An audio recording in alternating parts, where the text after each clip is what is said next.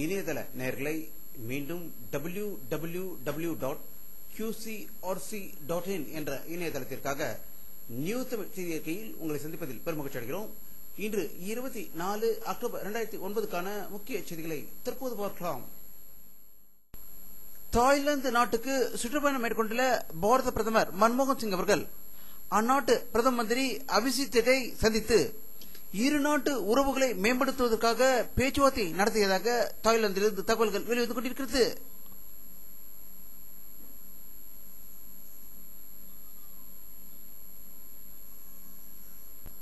பாரத பிரதமர் மன்மோகன் சிங் அவர்கள் தாய்லாந்து நாட்டில் சீன பிரதமரை சந்தித்து பேசியதாகவும் சீன பிரதமர் இந்தியாவுடைய உறவை வலுப்படுத்த எண்ணுவதாக அவர் உறுதியளித்ததாக தாய்லாந்திலிருந்து தகவல்கள் வெளிவந்து கொண்டிருக்கிறது.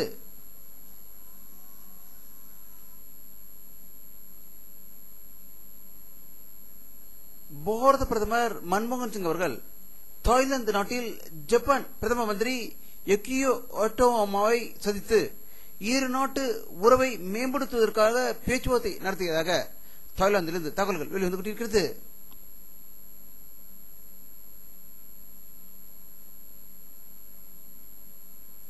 அருணாச்சல பிரதேச முதல் மந்திரியாக காங்கிரஸ் கட்சியை சேர்ந்த டார்ஜி காண்டு அவர்கள் ஞாயிற்றுக்கிழமையன்று பதவியேற்க இருப்பதாக டெல்லியிலிருந்து தகவல்கள் வெளிவந்து கொண்டிருக்கிறது.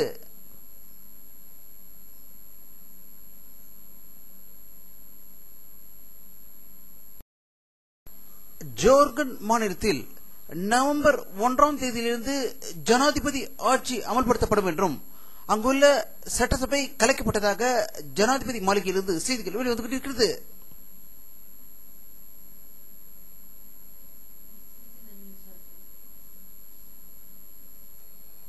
அந்தர் பல்டி அடித்தார் தமிழக முதல்வர் கருணாநிதி அவர்கள் மத்திய அமைச்சர் ஜெயராம் ரமேஷை கண்டித்து மதுரையில் போராட்டம் நடத்தப்படும் என்று கூறியதற்கு உடனடியாக காங்கிரஸ் பதிலடி கொடுக்கும் வகையில் மத்திய அமைச்சர் ராஜாவுடைய அலுவலகங்களில் சிபிஐ ரெய்டு நடத்தி ஸ்பெக்ட்ரம் ஊழலை தோண்டியது. இன்று சென்னையிலும் ஸ்பெக்ட்ரம் ஊழல் சம்பந்தமாக சிபிஐ அதிகாரிகள் ரெய்டு நடத்தியதால் தமிழக முதல்வர் கருணாநிதி அவர்கள் கனிமொழி ஆகியோர் அதிர்ச்சி அடைந்ததாகவும் மதுரை போராட்டத்தை மாற்றி முல்லை பெரியாறு அணை கட்டுவதற்கு கேரளாவுக்கு எதிர்ப்பு தெரிவித்து போராட்டமாக மாற்றப்பட்டதாக செய்திகள் வெளிவந்து கொண்டிருக்கிறது.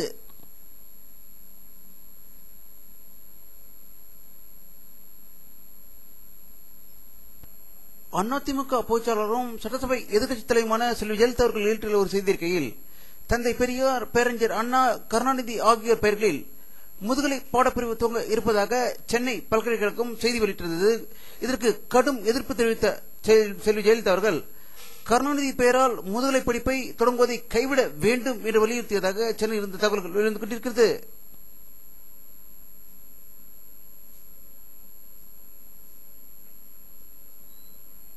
தமிழக துணை முதல்வர் மு.க. ஸ்டாலின் வெளியிட்டுள்ள ஒரு செய்தி அறிக்கையில் 2010ஆம் ஆண்டுக்குள் அனைத்து ரேஷன் கார்டுகளுக்கும் இலவச கலர் டிவி வழங்கப்படும் என்று உறுதியளித்ததாக சென்னையில் இருந்து தகவல்கள் வெளிவந்து கொண்டிருக்கிறது.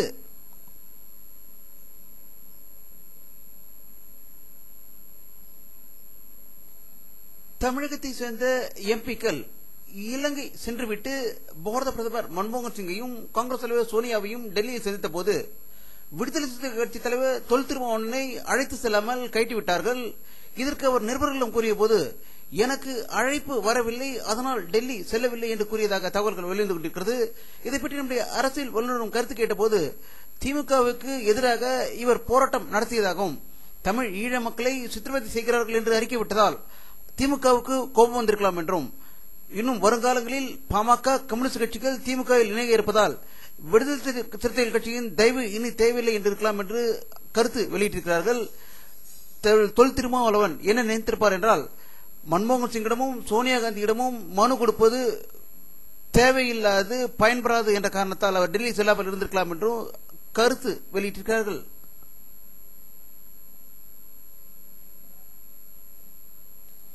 உலக ஐக்கிய நாடுகள் தினத்தை முன்னிட்டு சென்னை தலைமைச் செயலகத்தில் இன்று ஐக்கிய நாடுகள் சபை கொடி ஏற்றப்பட்டிருப்பதை இந்த படத்தில் காணலாம்.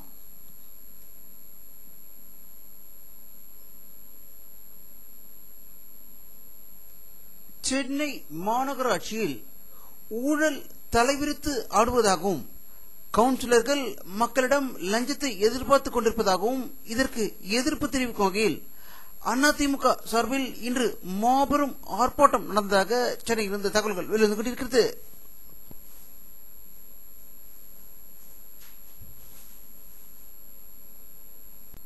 சுவிட்சர்லாந்து நாட்டில் உள்ள தமிழ் ஈழ சுதந்திர போராட்ட இளைஞர்கள் சுவிட்சர்லாந்து பாராளுமன்றத்தில் உள்ள வெளியுறவு அமைச்சரிடம் தமிழ் ஈழ நாட்டை அங்கீகரிக்க வேண்டும், தமிழ் ஈழ மக்களிடம் உண்மைக்காக எங்களுடைய போராட்டத்தை ஆதரிக்க வேண்டும், தமிழ் ஈழ மக்களை காப்பாற்ற வேண்டும் என்று பல கோரிக்கைகளை வலியுறுத்தி மனு அளித்ததாக சுவிட்சர்லாந்திலிருந்து தகவல்கள் வெளிவந்து கொண்டிருக்கிறது.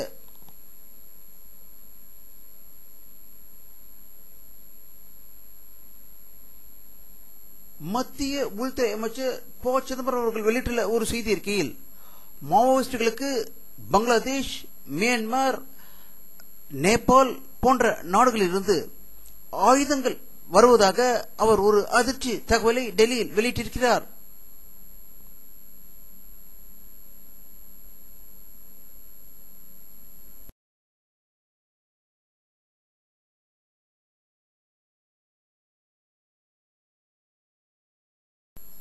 பாகிஸ்தான் ராணுவத்தினர் தாலிபான்களின் முக்கிய தலைவரான அகிமுல்லாவின் சொந்த கிராமத்தை கைப்பற்றியதாகவும் இங்கு நடந்த பயங்கர சண்டையில் 22 பேர் கொல்லப்பட்டதாக இஸ்லாமாபாத்திலிருந்து தகவல்கள் வெளிவந்து கொண்டிருக்கிறது. ஆப்கானிஸ்தானில் தேர்தல் என்ற ஒரு கேலி கூத்தான செயலை அமெரிக்காவும் ஐரோப்பிய நாடுகளும் நடத்தி அதில் படுதோல்வி அடைந்ததை எதிர்ப்பு தெரிவிக்கும் வகையில் தாலிபான்கள் இன்று வெளியிட்டுள்ள ஒரு செய்தி அறிக்கையில் ஆப்கானிஸ்தான் மக்கள் தேர்தலை புறக்கணிக்க வேண்டும் என்று வலியுறுத்தியிருப்பதாக காபூலில் இருந்து தகவல்கள் வெளிவந்து கொண்டிருக்கிறது.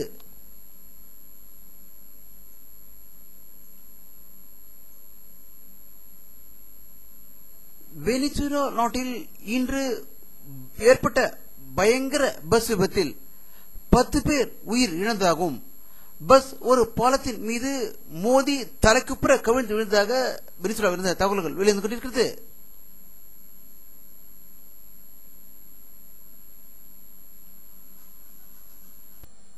தாய்லாந்து நாட்டில் நடக்கும் ஏசியானா மாநாட்டில் கலந்து கொள்ள வந்திருக்கும் அனைத்து உலக தலைவர்களுக்கும் தாய்லாந்து பிரதம மந்திரி இரவு உணவு வழங்கி அனைவரையும் கௌரவித்ததாக தாய்லாந்து நாட்டிலிருந்து தகவல்கள் வெளிவந்து கொண்டிருக்கிறது.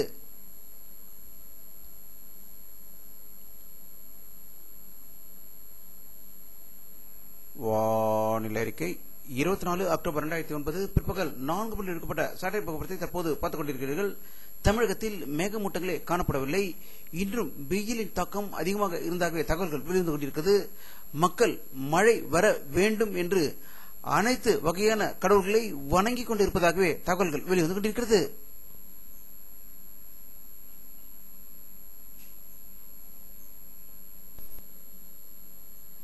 இத்துடன் இந்த செய்தி அறிக்கை நிறைவடைகிறது. மீண்டும் நியூஸ் தமிழ் செய்தி அறிக்கையில் உங்களை சந்திக்கும் வரை உங்களிடமிருந்து விடைபெறுவது உங்கள் கே. பாலாஜி. நன்றி.